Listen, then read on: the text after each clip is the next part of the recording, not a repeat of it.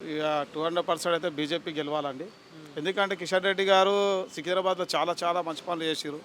చాలా అభివృద్ధి కార్యక్రమాలు చాలా అభివృద్ధిగా ముందుకు పోతుంది ప్రజెంట్ అయితే. ఈరోజు కిషన్ రెడ్డి గారు అంటే ప్రతి ఒక్క నేను లీడర్లను చూసిన, చాలామంది లీడర్స్ చూసిన, వాళ్ళు ఎట్లా అంటే ఏదో వస్తారు, ఏదో మాటిస్తారు, వెళ్ళిపోతారు. కానీ కిషన్ రెడ్డి గారు అలా కాదండి.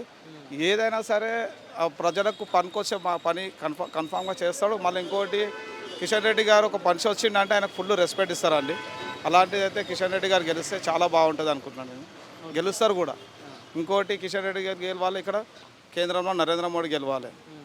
అది ఇప్పుడు సికింద్రాబాద్ కంటోన్మెంట్‌కి సంబంధించి ఇప్పుడు ఆల్రెడీ కాంగ్రెస్ అధికారంలో ఉన్నటువంటి పార్టీ కదా! ఈ యొక్క ఇంపాక్ట్ అనేది దానం నాగేందర్ ఇప్పుడు కిషన్ రెడ్డికి ఏమైనా ఇంపాక్ట్ చూపెట్టదంటారా?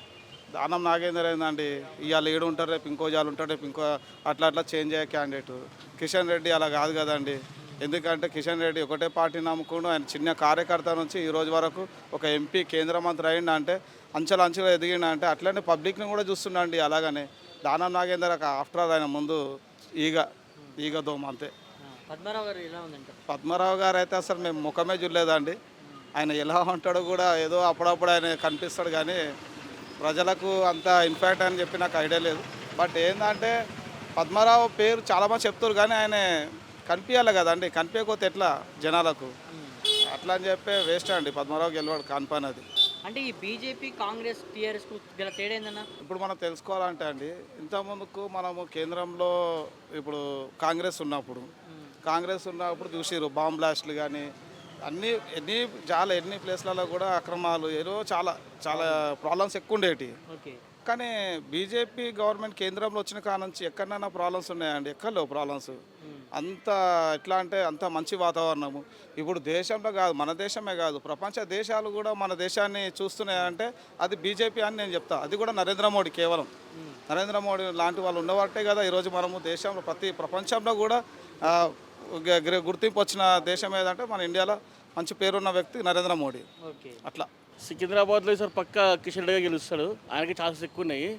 మిగతా వాళ్ళు ఉన్నారు కాబట్టి వాళ్ళు అంత లేదు. పద్మారావు గారు ఫస్ట్ టైం పోటీ చేస్తారు. వాళ్ళు ప్రచారం కూడా ఎక్కువ చేయట్లేదు. ఇంకా దాని నాగేందర్ గారు సిట్టింగ్ ఎమ్మెల్యే సీట్ ఉండి ఆయన మరి పార్లమెంట్ ఎందుకు పోటీ చేస్తున్నా మరి ఆయన ఇంటెన్షన్ తెలియదు. కానీ ఈసారి మాత్రం మోడీ గెలుస్తాడు. మోడీ ముఖం చూసి ఓట్లు మోడీ దిక్కేనే కిషన్ రెడ్డి గెలుస్తాడు. కిషన్ రెడ్డి పక్కన గెలుస్తాడు ఈసారి. అంటే కిషన్ రెడ్డి విజయం అంటే ఇప్పుడు అధికారంలో కాంగ్రెస్ ఉంది కదా, దాని ఇంపాక్ట్ అనేది ఇప్పుడు ఆ సికింద్రాబాద్ పార్లమెంట్లో చూపించదంటారా? నేను చూపించదు. ఎందుకంటే లాస్ట్ టైం కూడా టీఆర్ఎస్ గవర్నమెంట్ ఉండేది. ఒక మినిస్టర్ కొడుకు పోటీ చేసినా కూడా ఇంపాక్ట్ చూపించలేదు. ప్రజలు మొత్తం అంతా మోడీని ఇష్టపడుతున్నారు. మోడీ శిష్యుడిగా మన కిషన్ రెడ్డి గారు పక్క గెలుస్తారు. ఆయనకే ఛాన్సెస్ ఎక్కువ ఉన్నాయి. అంటే కిషన్ రెడ్డి గారు సికింద్రాబాద్కి ఏం చేసినట్టు డెవలప్మెంట్ ఏం చెప్పుకోవచ్చునా? చాలా డెవలప్మెంట్ చేసిండు. ఆయన చాలా బోర్వెల్స్ వేయించిండు. మళ్ళీ కొన్ని ఉంటాయి కమ్యూనిటీ హాల్స్ ఉంటాయి కదా, కమ్యూనిటీ హాల్స్ కట్టించిండు. చాలా అభివృద్ధి కార్యక్రమాలు చేసిండు ఆయన. ఇది ఇక్కడ సెంట్రల్ ఫండ్స్ కదా, చాలామంది కనపడాయి. కానీ మీరు ఎక్కడ వెళ్ళినా సరే ఒక సైన్ బోర్డు చూడండి, కంపల్సరీ కిషన్ రెడ్డి పేరు ఉంటుంది. ఆయన కేంద్ర ఫండ్స్ లేని ఏ పని జరగదు అసలు. ఇప్పుడు చూడండి, ఏదైనా శిలాఫలకం వేసిండు అనుకోండి, కంపల్సరీ కిషన్ రెడ్డి పేరు ఉంటుంది దాని మీద. అంటే ఆయన ఇన్వాల్వ్మెంట్ ఉంటాడు కదా. సో వన్ వర్డ్లో కిషన్ రెడ్డి గారి గురించి చెప్పాలంటే ఏం చెప్తారన్నా? కష్టపడ్డాడు, పార్టీ గురించి మచ్చలేని మనిషి, నిజాయితీకి మారిపోయారు, ఏ కాంట్రవర్సీలకు పోడు. ఆయన పేరు ఇప్పుడు కూడా ఇన్ని సంవత్సరాల నుంచి రాజకీయం చేస్తున్నా ఆయన ఎప్పుడు ఎవరిని కించపరిచినట్టు కానీ, ఆయన చాలా హుందాతరమైన రాజకీయ నాయకుడు, చాలా గ్రేట్ లీడర్. ఇంకా చాలా కింది స్థాయి పైకి వచ్చిన వాడు. ఒక ఫ్యామిలీ బ్యాక్గ్రౌండ్ లేకున్నా కూడా ఆ స్థాయికి రావడం అంటే చాలా గ్రేట్. కిషన్ రెడ్డి గారు చేస్తారు. ఇంకోటి 10 సంవత్సరాల నుంచి మోడీ గారు చేసిన అభివృద్ధి కార్యక్రమాలే కానీ, దేశం పురోగతే కానీ, ఇప్పుడు చాలా మార్పు వచ్చింది దేశంలో. ప్రతి ఒక్కరు చాలా ఈరోజు ఇంత హాయిగా ఉన్నామంటే కూడా అది కేంద్ర ప్రభుత్వం చేసిన కొన్ని మంచి పనులకే కదా. ఇప్పుడు ఎప్పుడు బాంబులు తెలియదు, ఎప్పుడు బయటకు వస్తుందో తెలియదు, అలాంటి పొజిషన్. ఇంకోటి కాశ్మీర్ ఆర్టికల్ 370, ఎప్పుడు కాశ్మీర్లో రాళ్ళు రప్పలు వేసుకుంటే ఎప్పుడు కర్ఫ్యూలు అలాంటి పొజిషన్ ఉండేది. ఇప్పుడు ప్రతి ఒక్క సామాన్యుడికి కోవిడ్ని జయించిన దేశం మనది. అందరూ ఏమనుకుంటారు కోవిడ్ వస్తే ఇండియా అసలు తట్టుకుంటుంది అన్నారు. అటువంటి మనం వ్యాక్సిన్ తయారు చేసి మనం కొన్ని వందల దేశాలకు మనం ఫ్రీ సప్లై చేసినాము. ఒక పెద్దలాగా ఉన్నాం మనం. సో కంపల్సరీ మోడీ గారు కూడా చాలా మచ్చలేని నాయకుడు. ఆయన కూడా ఫ్యామిలీ ఏం లేదు, ఆయనకి ఎప్పుడు దేశమే ముఖ్యము. సో దేశాన్ని ప్రేమించినాడు, దేశ ప్రజలందరినీ ప్రేమిస్తాడు. సికింద్రాబాద్ పార్లమెంట్ ఉన్నంతసేపు కూడా భారతీయ జనతా పార్టీ గెలుస్తుందని మేమైతే నమ్ముతున్నాం. అంటే ఎందుకైనా భారతీయ జనతా పార్టీ ఎందుకు? కాంగ్రెస్ ఉంది, బీఆర్ఎస్ ఉంది కదా.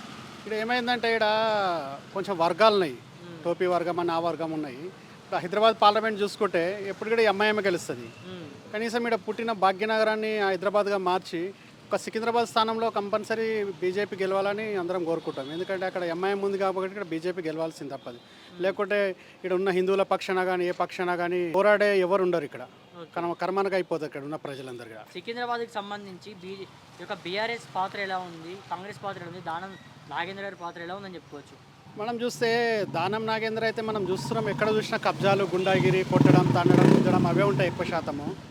ఇక పద్మారావు గారి గురించి చూస్తే ఆయన ఆ నియోజకవర్గమైన పరిమితమైన నాయకుడు, సభ ఉపసభాపతి ఉండే, మినిస్టర్ ఉండే, ఎప్పుడు కూడా ఏ కాన్స్టిట్యూన్స్ కూడా తిరిగి కానీ అలా సంక్షేమం కానీ అట్లీస్ట్ గౌడ సంఘం అని చెప్పుకుంటాడు. ఆ సంఘానికి కూడా చేసినట్టు ఎక్కడ కనవల్లే, ఆయన ఎప్పుడు కూడా ఏం చేసినట్టు కూడా ఎక్కడ తిరగలేడు, ఆయనతో కాదు కూడా పని. ఇంకోటి బీఆర్ఎస్ అనేది ముగిసిపోయిన పుస్తకం, అది దానివల్ల ఉపయోగం లేదు.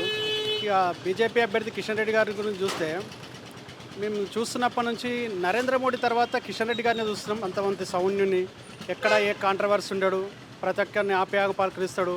ఇక్కడ ఉన్న సికింద్రాబాద్ పార్లమెంటు మారుమూల గ్రామం, అక్కడ బోరబండ అట్లాంటి ప్రాంతాలకు కూడా ఆయన పాదయాత్ర చేస్తాడని సమస్యలను అధికారులను తీసుకొచ్చి స్పందిస్తాడు. నాకు తెలిసి ఎంటైర్ తెలంగాణలో ఎక్సెప్ట్ బీజేపీ వాళ్ళు తప్ప అందులో కిషన్ రెడ్డి గారే ఎక్కువ శాతం పార్లమెంటు పర్యటించిన వ్యక్తి, సమస్యల వ్యక్తి.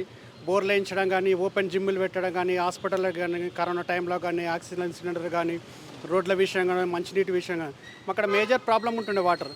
ఆ సమస్యను కిషన్ రెడ్డి గారు దృష్టి తీసుకపోతే వారు వెంటనే స్పందించి అధికారులు హై లెవెల్ మీటింగ్ పెట్టి ఆ వాటర్ ఇమీడియట్లీ సాల్వ్ కాని చెప్పేసి 10 కోట్ల రూపాయలు స్టేట్ గవర్నమెంట్ మీద ఒత్తిడి చేసి ఆ వర్క్ని ఇప్పుడు 90% పూర్తి చేయించిండు. దాదాపు ఒక 12,000 కుటుంబాలకు అది మేలు జరుగుతుంది కిషన్ రెడ్డి ద్వారా. అందుకే మేము అందరం కూడా కిషన్ రెడ్డి గారికి సపోర్ట్ చేస్తాం. కిషన్ రెడ్డి గారు అంటే అభిమానం. ఆయన ఎలాంటి మచ్చలేని నాయకుడు. ఇంతవరకు అన్ని మంచి హై లెవెల్ మినిస్టర్ పోస్ట్ చేసినట్టు కానీ, ఎక్కడైనా ఒక అవినీతి కానీ, ఒకరి దగ్గర ఒక బెదిరించినట్టు కానీ, ఒక 10 రూపాయలు తీసుకున్నట్టు కానీ ఎక్కడికి లేరు. ఆయన ఎంబడుండే కార్యకర్తలు కూడా అంత నిజాయితీగా పనిచేస్తారు. అందు గురించి కిషన్ రెడ్డి గారు బంపర్ మెజార్టీతో లక్షల్లో ఆశిస్తున్నాం. మేము మెజార్టీతో గెలుస్తారని మేము ఆశిస్తున్నాం.